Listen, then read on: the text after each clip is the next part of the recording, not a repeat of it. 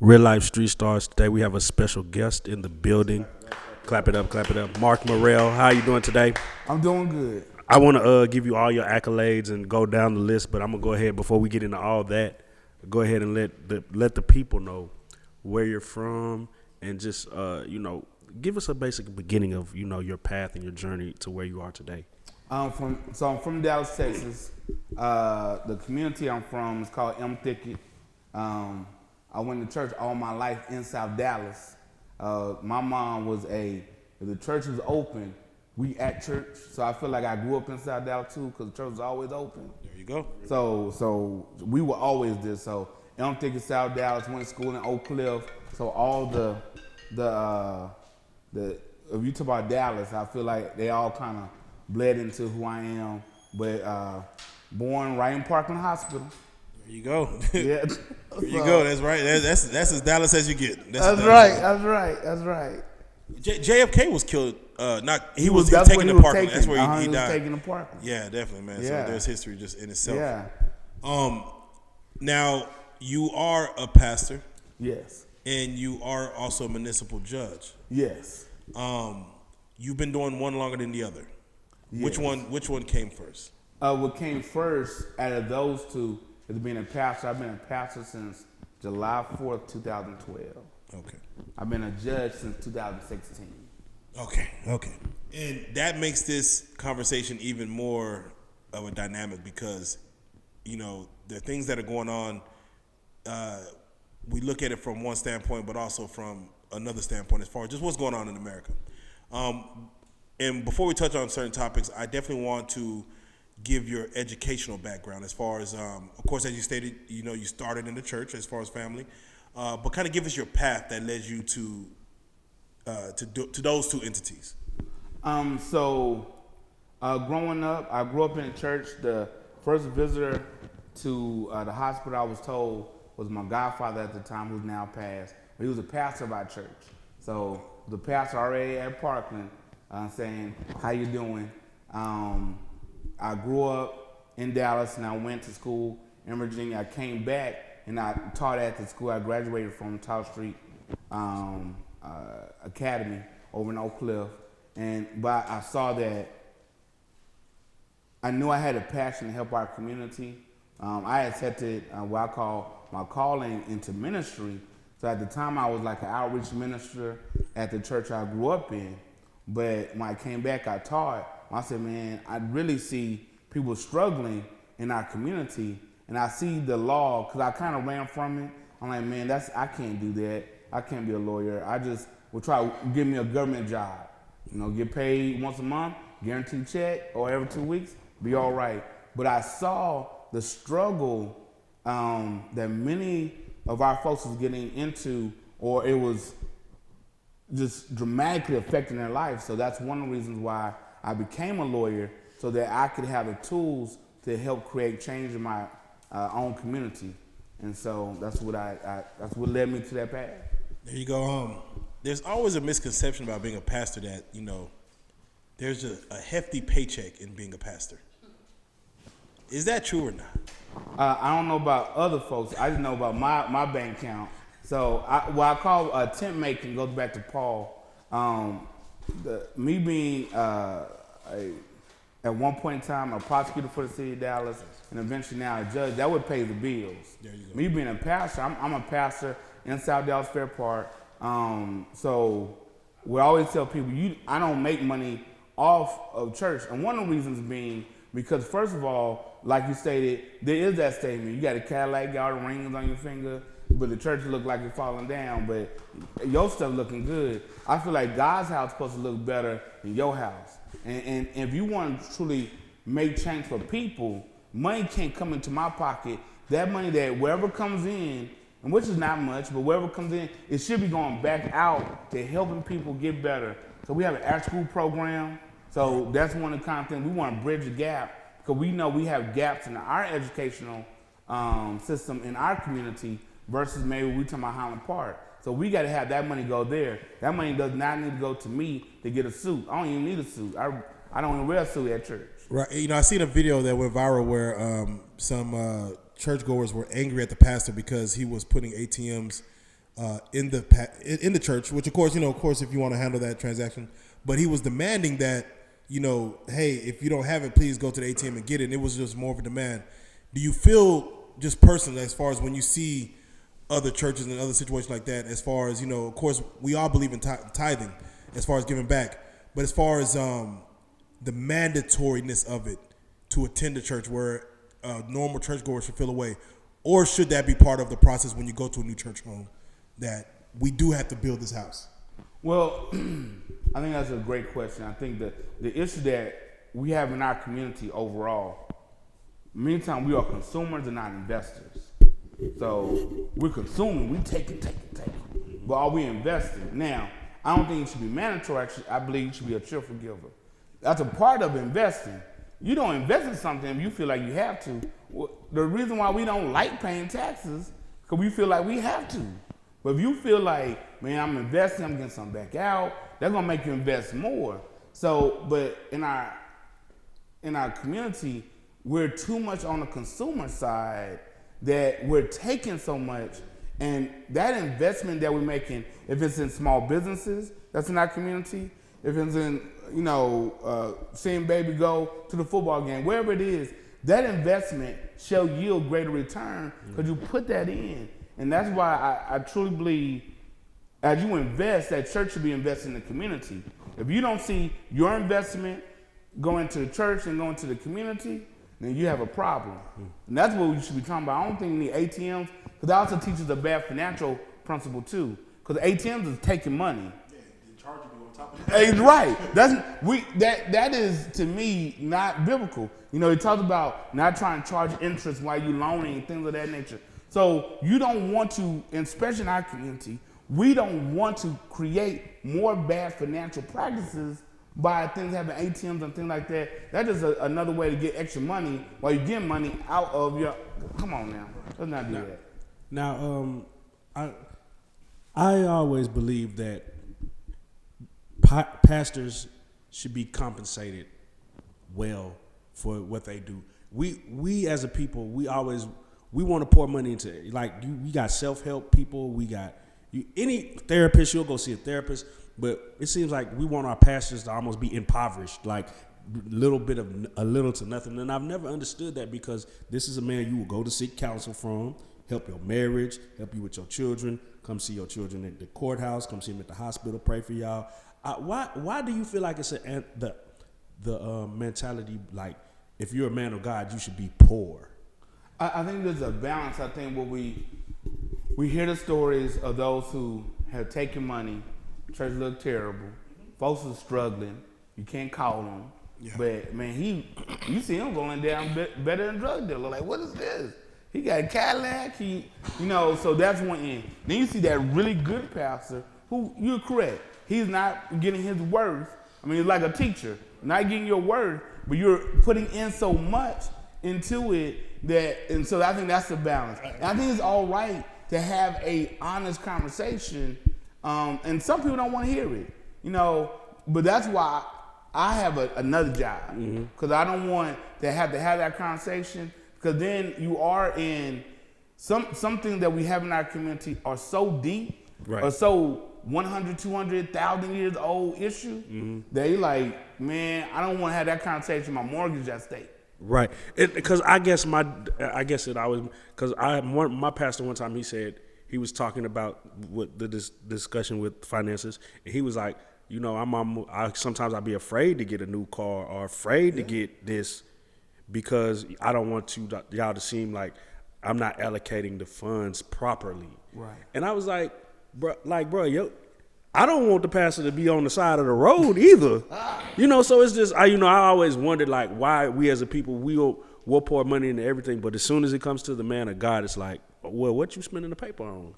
Right. I think that goes back to the financial principle that we have in our community, that we got to get our money truly right. We don't have banks in our community. Right. In Dallas itself, we don't have a black bank. Right. We talking about, I think it's one in Houston, maybe two. We don't have any in Dallas, and that's a more historical racial issue. I mean, this was at one point was the capital for the KKK back in the 1920s. The issue that we have here in Dallas is deeper than a lot of folks will understand if they don't know the history of Dallas. And so the finances in Dallas, and overall in our community, we got to get better because we can't work for money. Money needs to be working for us. Right. And so we got to make better investment strategies, have better talks and better financial literacy. And that's how you get payday lending out, because you know more and you're better educated. So now when the pastor does talk about his money, you're not looking at the pastor like, well, he's a hustler. You're looking at the pastor as he is an employee or a contributor to my life. And so now I'm investing in him and he's investing back in me. So it's a nice cycle. So that's why I feel like we got to better educate our folks. Exactly, and I definitely want to go into detail on that. And before I do so, of course, I want to take time out to definitely say rest in peace to Bishop Omar Yes. Jawar. Yes. Were you? Did you know him? Yes. Okay. Yes.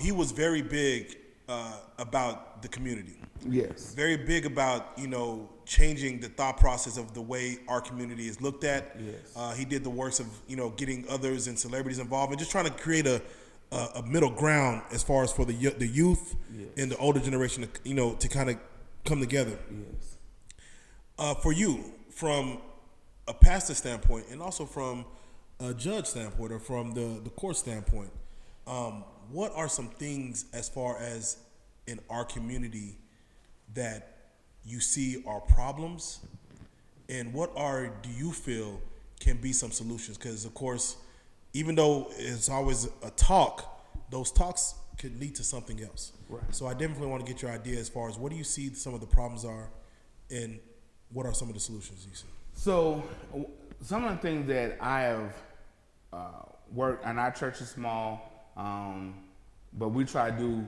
what we can. So the first thing in our community I see as an issue is education itself.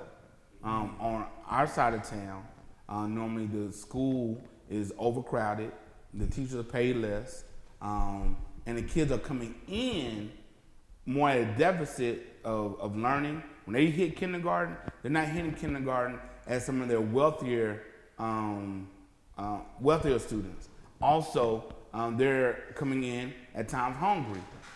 If you compare them to the other kids who are going to the better schools, those kids are not coming in with hunger and seeing some of the things that our children are seeing.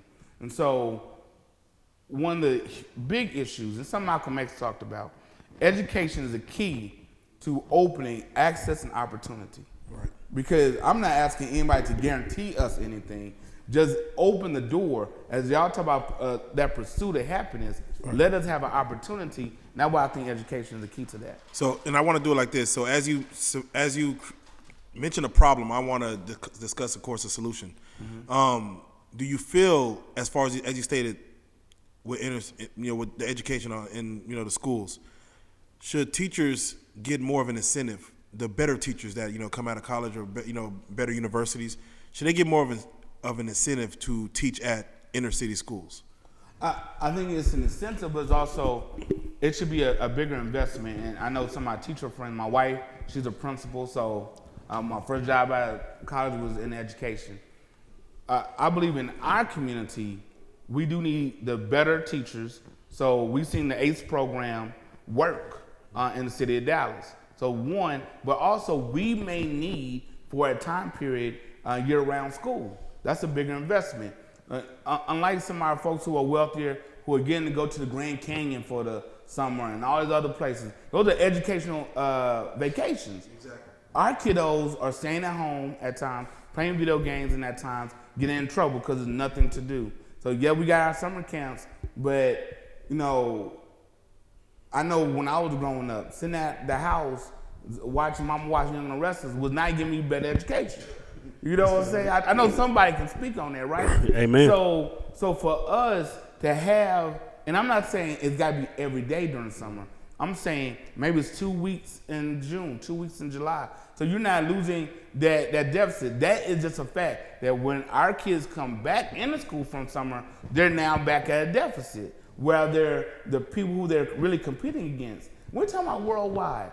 Our kids who are inside Dallas, Oak Cliff, West Dallas, are literally competing globally against everybody.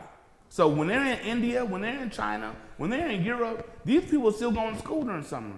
It's our kids who are not. And so when the wealthier persons that they're competing against are having education vacations, who's getting left behind? Our kids on a global level. So that's why I believe we need to make that investment. And I believe that investment will actually help, will reduce crime, because kids not gonna be involved in nothing. They got school to go to. And the schools can actually be innovative. You don't have to be in the classroom all summer day. You can take them to the museum, take them to places that they've never been to. Let's get an academic trip to if you're going to Dallas, why they can't go to Memphis or Austin? Right. Things of that nature. Go beyond the Dallas Zoo. Right. Be innovative, and then you're also getting these kids during the summertime healthy meals, an education, and a safe place to be during the summertime. Do you think they should renovate all of the inner city schools, like in South Dallas and like that? Should they renovate? Should there be a budget to renovate all of these schools? Because as they build, new schools in Prosper and DeSoto and things like that, they're making those schools up to standard. And you do go through South Dallas or Oak Cliff or things like that, and those schools been kind of standing up the same just forever. And I haven't been inside of them, but I'm sure there haven't been no let's close it down for a year and let's renovate the insides. Do you feel that should be something that the government should really take heed on? Well, what happened in South Oak Cliff was student led. Something that they didn't get to graduate and see, but they said we're not going to school here in South Oak Cliff until our school gets renovated, and it did. So now up to par. I believe every school should be a 21st century school. There you go. Because those schools were built to be a 20th century school, because the schools before them were run down. So at a certain point, everybody's updating these things. Now is not the time, because we're in a poor area, not to invest. Because the reality to me is, this is my personal perspective, we're all linked together. Yes. If you suffer, I suffer. Right. If you have joy, I have joy.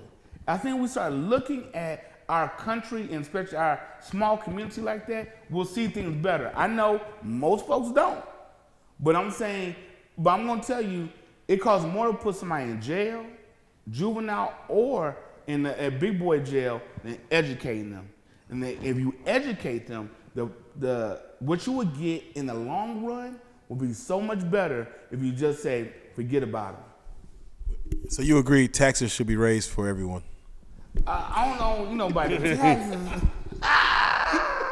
Because I don't want this to be something later on. You're like, don't George Bush me. I think we can be better about collecting the taxes, because there are some people who are paying the taxes and some folks who are not. And so I feel like we can do better on that. I think we need to look better at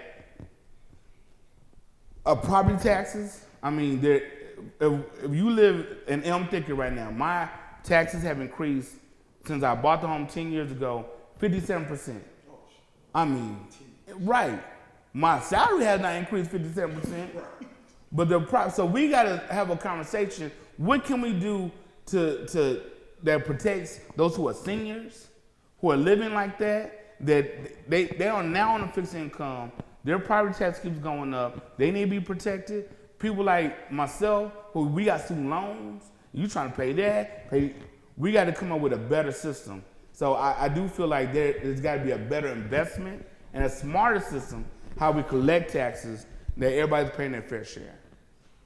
Now, as far as the quality of education is concerned, because I've always felt like the type of education that our people receive is not basically what the skill sets that we need that's going to make us prosperous in life.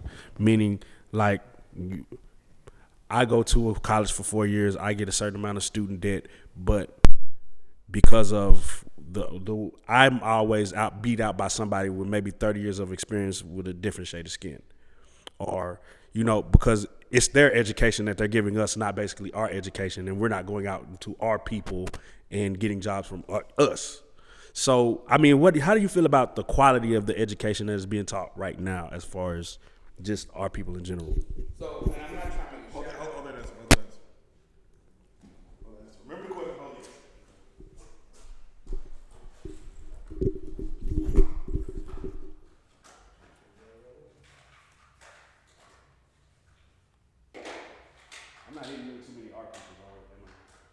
I'm not hitting you with too many art people. I know you gotta be a. No, our audience is our people. Yeah, but I know you gotta think on a broader spectrum. I want him to talk to our people. On the Sunday morning, I'm talking to our people, so. There you go. So. Okay. And on Monday through Friday, I'm talking to our people too. Amen. That's who's getting the ticket. Now you can answer the question. We're going live in 3, 2. So, and not trying to make a shout out, but my kids go to St. Phil's School and Community Center. It's a school that's culturally aware. My kids know more about their history at the age of 9 and 10 than I probably did going into college. And they would know this at 2nd, 3rd grade. They actually they take a 5th grade trip that's called the Civil Rights Tour. They go to a plantation, Louisiana, so they can see how people who their ancestors were living.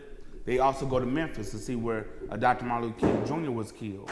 They also go to Birmingham, see where the 4 little black girls were killed, but also where Dr. Martin Luther King started the bus boycott. They also go to Atlanta to see Spelman, Morehouse, and Clark, Atlanta, so they can see the education and so forth. And then they also go to Tuskegee. I say all this to say they go to see that your history matters and that you matter makes you invest more in your education.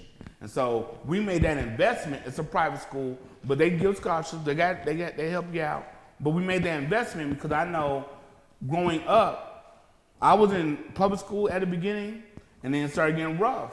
And my 2nd grade teacher told my mother, do not push him. All he can be is a C student. She said, no, I'm not going to do that. So she yanked me out. She's working nights. She's trying to do her best. But she said, you want to go to this school over here. It's a private school, but I don't want someone to have a low expectation of you and place that upon you so that that's your life. So, you just opened up something to where, that's a deeper conversation and you can tell me your thoughts on this and, or however you want to go about it. But, my daughter goes to school out of McKinney and they try not to teach black history. They try not to teach those things that happen because it could create separatism compared to inclusion. It could create hate at times compared to, love. And therefore, because it's still too fresh of everything that happened just, a generation or so ago. Do you feel that knowledge of the history of what happened to our people should be not only taught to our people, but also retaught to Caucasian kids and Asian kids and just all races? That the history of the blood that our people, spilled should really be like, they should all go to these places. They should all know what happened. They should all visit the Black History of Natural, the National History of Black Museum in D.C. And do you think that should be part of education in general for all? Well, I think, yes. The thing about it is, it's not black history. It's our history. Yes. Right. Right. People need to know. One side looks bad on that. And I'm not going to. I don't disagree with that. But if you don't know your history, you are doomed to repeat it. That's an old folks statement, but it's true. If you don't learn that Grandpa had an alcohol problem, and you're like, man, why I'm struggling with alcohol? Because Grandpa, what we didn't talk about, he can't take no bourbon. That's why he only drink water. That's why he don't hang out, because he had to. But we don't talk about things. And when we stop talking about things, it's like this. When you go to the doctor says, so did your mama have, your daddy have? They want to know your family history. Why? Because that's going to affect your body. We need to know our family, our country, our world history, as a matter of fact, but especially in our country. We need to know our country's history because that will help educate us on what's right, what's wrong. It also, I think, will make us more sensitive to different people's plights. That's true. Which makes me want to ask you, as far as I want your thoughts from a legal standpoint or a legal impact on the George Floyd murder, in which, of course, Officer Derek Chauvin is being tried for right now. Just the case itself. I know what happened with OJ back in the 90s and what went with that. This case seems to be on that same level of interest. What do you feel this case will have on the cultural impact of America, as far as just from everything that happened in 2020, going into this case itself, the outcome of the case, and going forward? It has made us, first of all, what happened last summer, directly after his death, changed a lot of our dynamic and discussion. Not everybody. Some people very resistant. I do believe, his death came after learning and seeing a video of Aubrey. Yes. And then seeing that came after hearing about Breonna Taylor. So when we see we're having a George Floyd, it's like, man, we already, wow. And then he screamed out for his mother. That made a lot of people, and it's They know what that is. right. And so it affected a lot of people, and also created relationships. After that, I told my church we're gonna reach out to predominantly white churches so that we can build relationships, so we can have dialogue and discussion. And I would say that I reached out to 4. One was fruitful.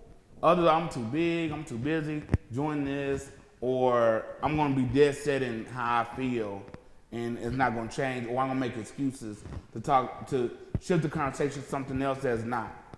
But one particular pastor, we've become very good friends since then, and we've had honest dialogue with our churches. Our churches come in combined, things of that nature. We even did a tag team preaching, and not switching pulpits, but coming together and ministering together on MLK's birthday. So I believe those are the good things. We can make intentional relationships and building with one another, but it has to be intentional. Nothing's gonna be random. I mean, even when you talk about good relationships, you have to be intentional. You gotta be intentional to take your wife somewhere. You just can't say, oh, maybe we'll do something. No, you got a plan. So we got a plan to come together and be together and learn from one another. There's some things that I may be too sensitive about, but it's some things that you may be too, I don't care about. We got to have that kind of conversation and know where we both coming from to build from there. Now, from a justice standpoint, I think we have now looked at different police tactics. We looked at the no-knock warrants, which at times can be not just for the person who's inside the home, but also for the police who are doing the execution of the warrant. And so we've seen tragically some police officers who have lost their life trying to conduct a no-knock warrant. So those kind of conversations, but also how police in the community. Are we going to be warriors or guardians? And I feel like that conversation for Dallas has happened already for Chief Brown. And we saw a young man tragically lost his life down in Dixon Circle, but our city, when other people were from Baltimore to other places were going to those environments of rioting and so forth, Dallas, that didn't happen. There was some already outreach that was happening. There was continuing outreach. I think we can do more. I think there's some places that for police officers that it may be very dangerous. If somebody's having a mental health episode, we have to have a real conversation about mental health. That's probably bigger than the conversation that we ever have had in our country. But we're asking police officers to go to mental health situations, to quiet it down, but the person has not taken their medication. They have a weapon. Things are about to happen that's not gonna go well for either side. So I believe all those kind of conversations are happening. Now, on a race issue, I think we're having a fuller conversation. Mental health, I think either side don't want to talk about it. In our community, we don't want to talk about it. In everybody's community, we want to talk about it. But what we're seeing are people with guns in their hands who have mental health problems. That's a problem. We're seeing people who are hitting their wives. At times, they have a mental health problem. That's a problem. We have to address that, and I think that's one thing that President Biden said. If it's somebody who you feel shouldn't have a gun, and I know he's really trying to tip his hand to mental health, we need to get those guns out of their hands. Amen. But this is the kind of things that we need to have, and if we have somebody who's addicted to drugs, we need to have in our healthcare system a place where they can go and rehab. Not just lock up somebody, but they need to get rehab. You got a mental health episode, you need to go to a place where you can get help. The jail cell is not that place. There were many of our people especially in Dallas County, is our first mental health front line, is our county jail. That's not fair for those who are running the jail system, and not fair for those who are truly, they're not trying to do something bad, they have a mental health issue, and they need help. Now, being that you're a part of the justice system, you know, you see different things and different policies being pushed, and some might be proactive, some might be pro, and some might be like setting us back. But when you see certain incidents like the George Floyd or the Breonna Taylors and different things like that, does it make it feel like, do you ever feel like do we feel like we're going anywhere? Do we feel like we're moving forward? Do you feel like there's been any progression as far as the justice system as it relates to minorities? I feel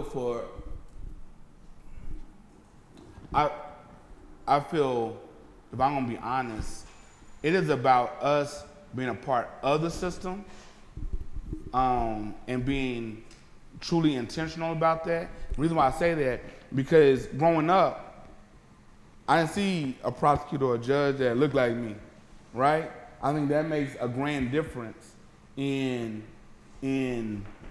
when people come in, they're not coming in with, I'm defensive. I've had to talk folks down, being a judge or even a prosecutor at the time, and say, I got you.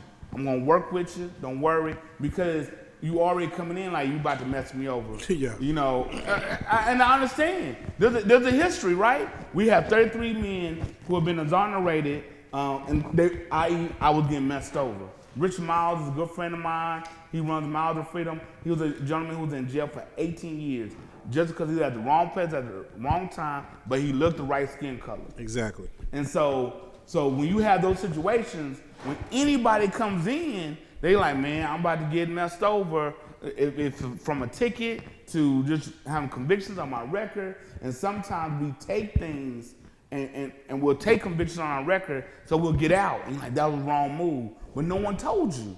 You know, you didn't have the right lawyer. You didn't have, you didn't have the judge that was trying to listen. Right. They're just trying to process the case. So, and going back to your question, do I feel like things are getting better? I feel like on my side, because I'm trying to take a personal account. You know, we took the kids from MLK Learning Center, and before COVID, of course, and had them tour the whole courthouse. And the reason, meet the police officers, meet the clerks, people at the windows, judges, prosecutors, defense attorneys. So you know on this side how the justice system can work for you, how you can be a part of it on all levels. But at the same time that you know that many of the people who are in here are just trying to do their job. Right. And when you know somebody, I feel like it's harder for you to do something evil to me if you know me. Right. And Do judges have like psych evaluations? I have not seen one. Man. So I don't think a lot of government workers, I guess that's what y'all would call go postal, but I don't think a lot of government workers have had, I don't think, like going back to mental health, that's something that's like this underlying thing we don't want to talk about in America. So yeah, right. Right. It opens up so many doors. Right, but if somebody is in need of help, I think our healthcare system has to start addressing that. And I think we'll stop seeing some of these episodes where folks are going on critical. Because now you want to address it, I'm at critical. And then somebody getting 100 years. Right. Now, as far as like building communities and going out and reaching out into the different communities, and just how do you feel like as far as the structure of the family and all that comes together, and when you're trying to build a community up, as when you're going out, like I know you do outreach, plenty of outreach, but like what are some of the things that you think like different families need to flourish? Like, especially like we have instances where there's not a father in the home. And I grew up in a church where we had men that would come into the home and mentor to the sons and do things with the sons and different things like that, different programs. What are some of the programs you think that we might need to just build our communities up? Well, one of the biggest things that you see in our community is athletics, right? Why? Well, there's a male figure who's my coach. Right. You know, that's one things that's there. I think that this is going back to knowing your history. We have to know that as a culture, we went through slavery, we went through Jim Crow, we went through mass incarceration, and we were the nation that had the highest incarceration rates. Kids who grew up today not gonna understand when we say the 80s, the 90s. The drugs hit so hard, it took out folks that were educators and all that. They gone. It turned folks that were your cousin into a thief and a killer in your own home. All those things had huge effects. And so now we get to 2021, and all those effects, and to try to fix it is not gonna be overnight. We had to have, going back to my word, intentional. We have to have an intentional plan, probably for the next at least 40 years, to say better schools, where the kids can go there and maybe an extended day, so mama can go to work and do what she needs to do. We may have, when people come out of prison, have a true re-entry program where that maybe there's a tax break for companies who will hire people who have felonies. Now the issue is, but you got to be familiar and you got to let that go when you hire that person. You can't say, man, I see John. I know John been to jail. Now you always watching John at the job. John paid his debt. That's over. John messed up again. That's a new debt. But John paid his debt. Let John be. So you got to let that go. Second, then we also got to have things that can because now everybody going to feel that. So let them be entrepreneurs and make good money so they can provide for their family. And once again, like I said, the education system and knowing that you don't have to go to college per se to say you made it. But you need to get some post-high school. You need to get some certifications, some whatever it is that you're going to do. But we got to get that kind of pushing in our neighborhood to try to build a family, and then having these athletic programs that are not just about winning on the field, but you really got to win in the home. Yeah. You know, you can't have people on your football team, if the kid is not that good, we know the star player, he gonna get all the love. But if the kid who can't even catch football, but you know he hungry, you got to feed him. You gotta worry about that one. Right, you gotta worry about him, because that's the one who gonna mess up. That's the one who gonna say, well, I quit football because he can't catch. There's nobody at the home to throw the football to him. He's only child, or all the other kids don't want to do that. He's trying his best, but he needs your attention too. And we may need more coaches to go through training so that they're not hitting the kids, as we saw in the championship game a couple months back. I forgot what game it was, but it was just a kid. And they were so about the winning that you were helping to help this kid lose through a traumatic situation. So we got to get better, and we got to know your sacrifice now will give blessings later on. Because I'm telling you, it's coaches I remember who would pick me up. You know, family struggling, we trying to do our best, but it's okay, I'll come and get you. So they come get me to go to practice. And somehow I'm getting back home. But they come and get me, and they make sure I was all right. We have to have that kind of love, not just on that leg side, but that's where now the church, in my opinion, has to get outside its walls. You can't be like, we build it, they come mentality. You got to get in a situation where you get out in that community and you go to it might be the roughest, toughest person you got, but you go talk to them about hope in Christ. You go talk about a hope that we can do better and say, I will walk this journey with you. I know you're going to mess up. When you mess up, I ain't going to leave you. Because I'm supposed to be an image bearer of God. So in that means I got to get the same grace that God gave me, because I know I'm messing up. I messed up coming here. So the same grace he gave me, I got to give to other folks and walk with them. And I'm telling you, it might take 10 more, even more years. But having that kind of investment, having that kind of walk will make a difference in our community. Are you familiar with Lil Nas X? Yeah. We gonna stay on the shoe. Okay. The shoe. I appreciate it. Yeah. I'm gonna ask about the video. I we know you ain't seen the video. I have not seen the video. I saw a picture, and that's enough. Right, but that's a young man that's gone through trauma. Right. He said that. Right, he's gone through trauma, and we can't. We can't just throw folks away. Right. If we talking about God's love, but you don't want to love me when I'm messed up, or I'm jacked up, or I'm whatever. You don't want to love me. You only want to love me when it fits you, and it feels good to you. Then I don't believe that's a representation of God. What you're talking about. But I was wondering. And Nike already sued them, so that's they've been sold. Right. Do you feel like, because I feel like they weaponized what he was, or what his feelings, like his trauma, I feel like they weaponized it. Do you feel like there's certain type of agendas being pushed? I think probably across the board. And the truth is, it is difficult in this season because we have so much media coming out. When we were kids, we had 3 channels and then channel 21 and 39. So you got 5. So you have over 100 channels. You got social media. You hit on Facebook. That's almost like another 1,000 or more channels, depending on your friend selection. If you then got Twitter, that's another. We consuming so much information that you start becoming too numb to it. And so now you have to be real outlandish to capture people's attention.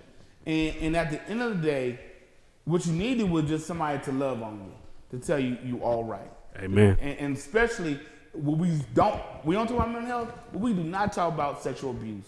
We don't talk about mental abuse. Mm-hmm. And some of these folks have seen things that their mama went through.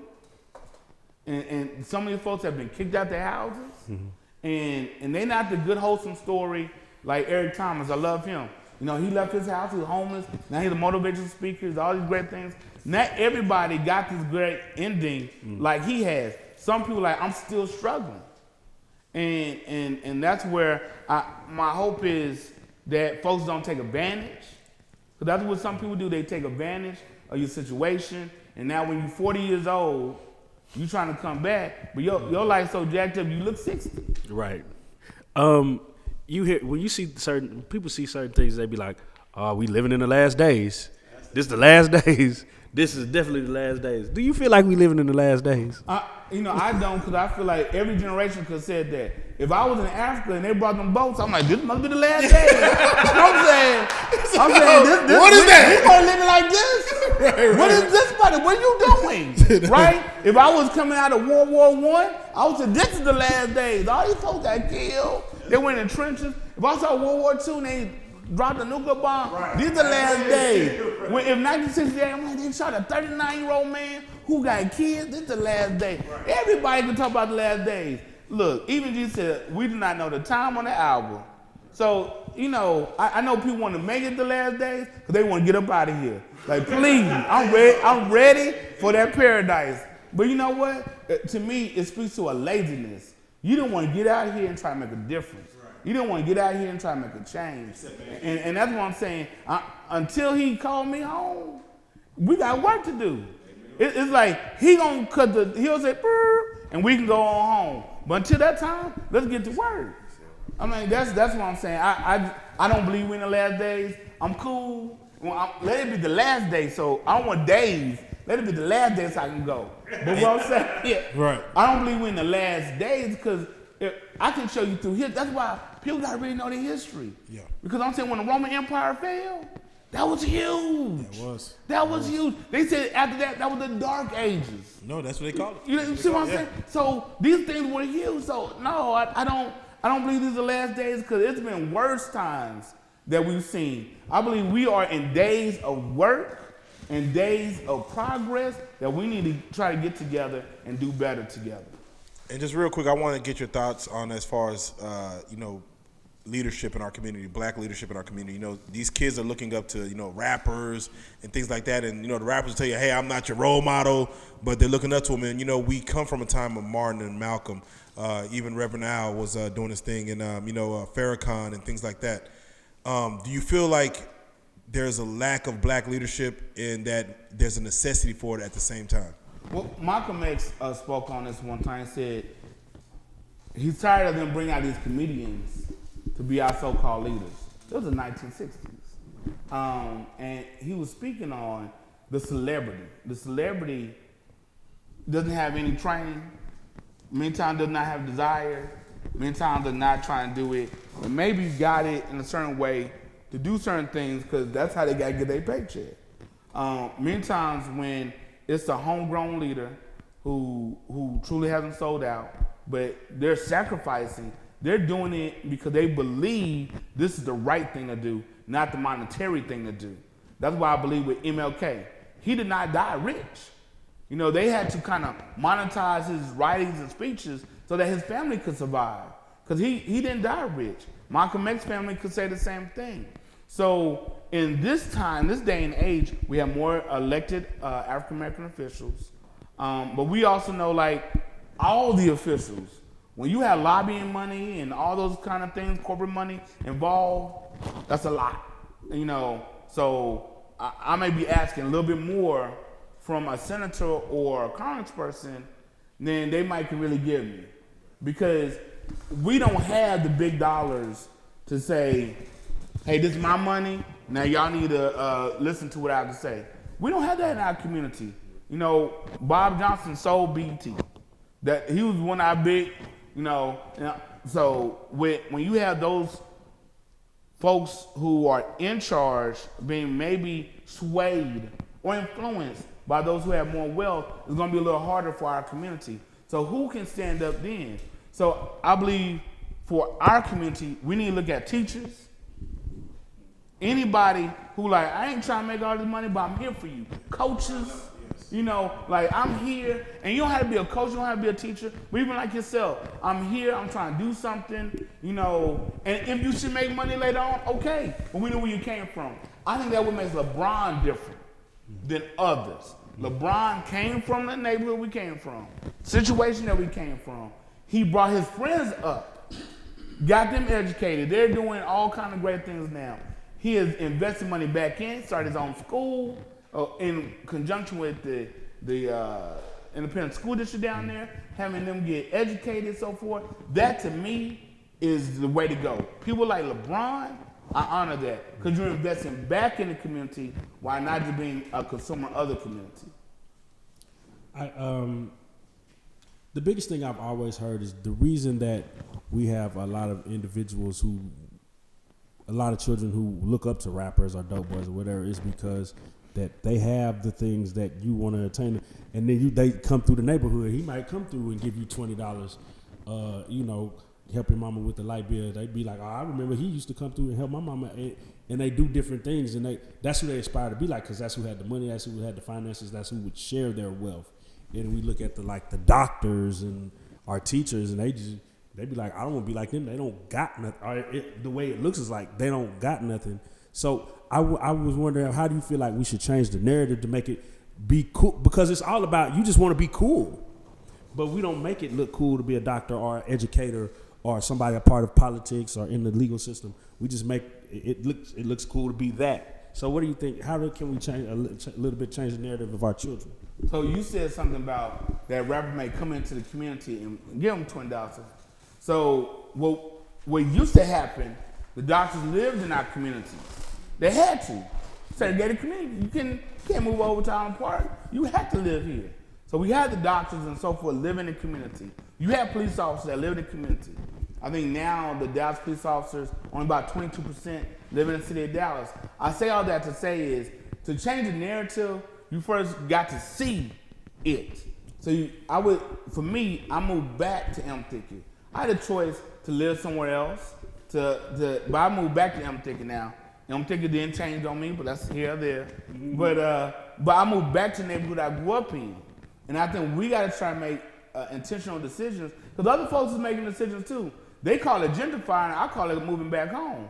The gentrifying is when other folks come into your neighborhood who didn't grow up there, don't live there, they tear down that house and build this McMansion, drive your taxes up. Me coming home, I may do the same thing, but I'm going to try to show you how to do that too. Amen. And so I believe that doctors and so forth, I would ask them, and maybe that's something that, once going back to taxes, there's a tax break.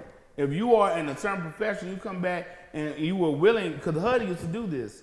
If you were a teacher or a police officer or somebody like that, HUD would give you a tax break or on a house that would let you move into that neighborhood. And I'm saying the same thing. Let's bring folks back to the neighborhood who look like you, who you can see, oh, that doctor so-and-so. And I'm telling you, back in the day, that made a difference because you knew Pastor so-so, he lived on such block. So you knew he lived around the corner, but also made the environment of the neighborhood different. Right. You don't want to break in his house. No. The pastor. He the pastor, that's the doctor. The police all live on the other corner. Right. The firefighter, everybody was here. Right. And so instead of moving to Frisco and all the other places, and I'm not gonna tell you that's always easy. I'm gonna tell you it'd be nice. I want the big lavish house, but there was something that our generation may have to do that other generations try to do.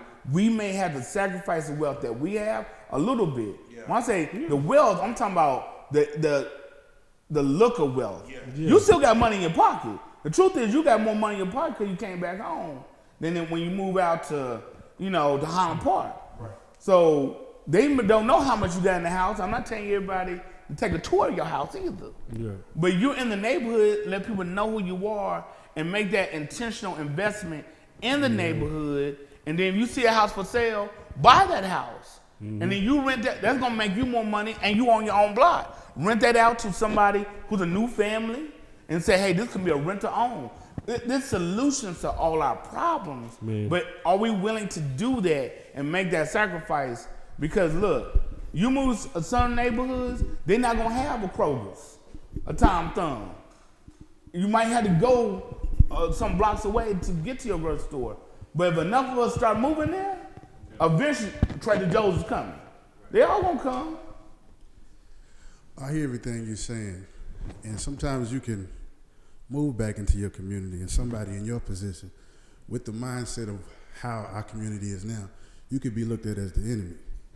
So they may not want you back. How would you deal with something like that? So I was what was called a community prosecutor. I was a community prosecutor for South Dallas Fair Park. Some people even call it community persecutor. I'm like, nah, that's not who I am. So you try to build relationships, and it's gonna take time, right? Because some folks don't know you. Maybe you grew up in the neighborhood, but you've been gone for a minute, or maybe, whatever. But you need to move on back. But you gotta build relationships. So I agree with you, my brother, that some people, when they see you, they're gonna think you out of touch, things of that nature. And I think the first thing is not tell all your views. Don't go in there like, you need to put your pants up, you need to do all this. You don't know me. You need to first, hey, how your mama doing? Things of that nature. Figure out what's going on first, help first. Then you build your influence. Then you can say all the stuff that need to get fixed. Because we first saw you fixing your things and then building relationships with us. But that's going to take time. That may take 5 years. By the time I left, being a community prosecutor, we brought the Madison Lincoln game back to South Dallas at the Combo. We did that 1 year. We also made sure that every restaurant, that was during the time that nobody's restaurant was getting inspected. We made sure that every restaurant, grocery store, gas station inside Dallas Fair Park got inspected, that they were up to code. Because many times, if no one gets inspected, South Dallas was not getting inspected. So we got to bring up to code, you got to get your stuff fixed, things of that nature. So you show the goodwill that we're going to make sure the other folks who are making profits off the community are actually doing right by the community. And that's how I feel like that's how you make the difference. Man, I think you hit it right on the head, brother. Do you have any shout outs? Well, first, always to my wife.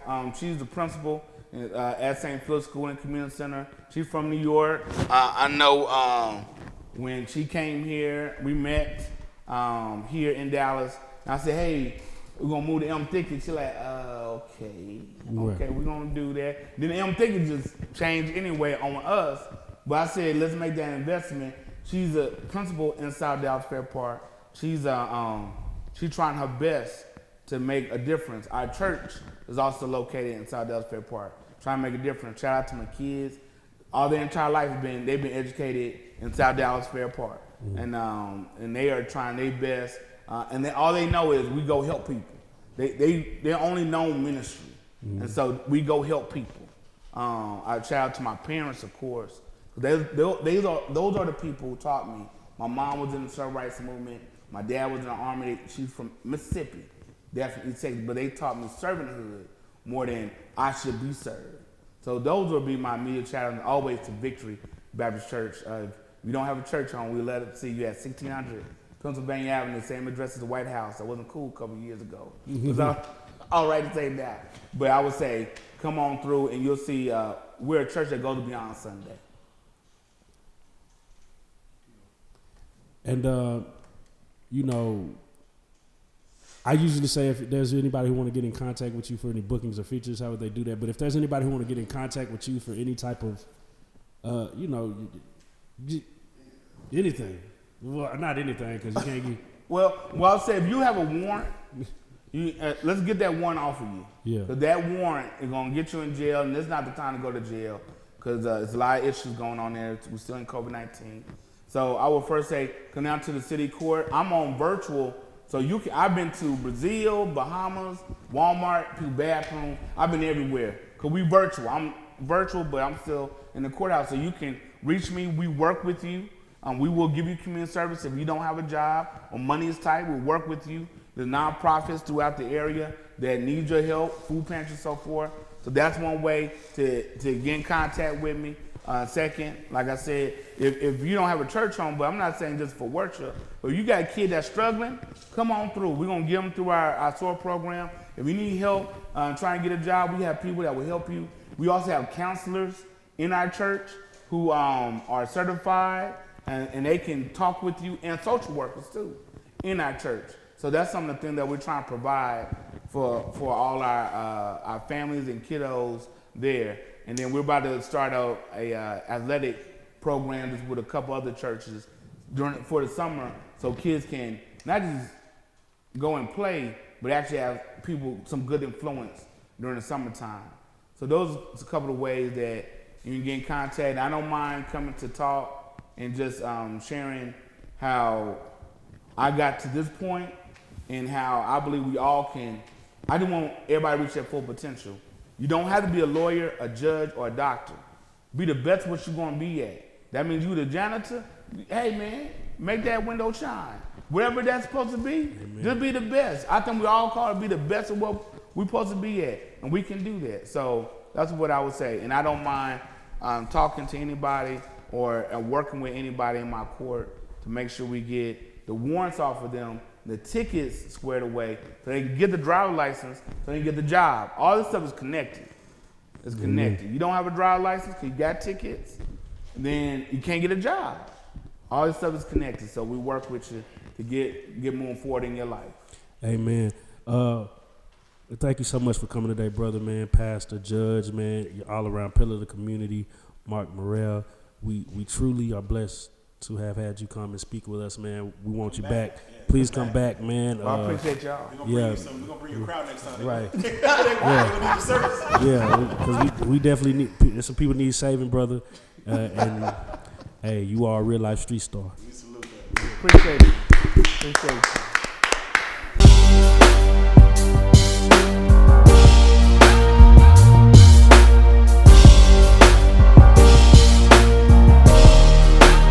Shout out RealLyfeStreetStarz, nigga. Moving.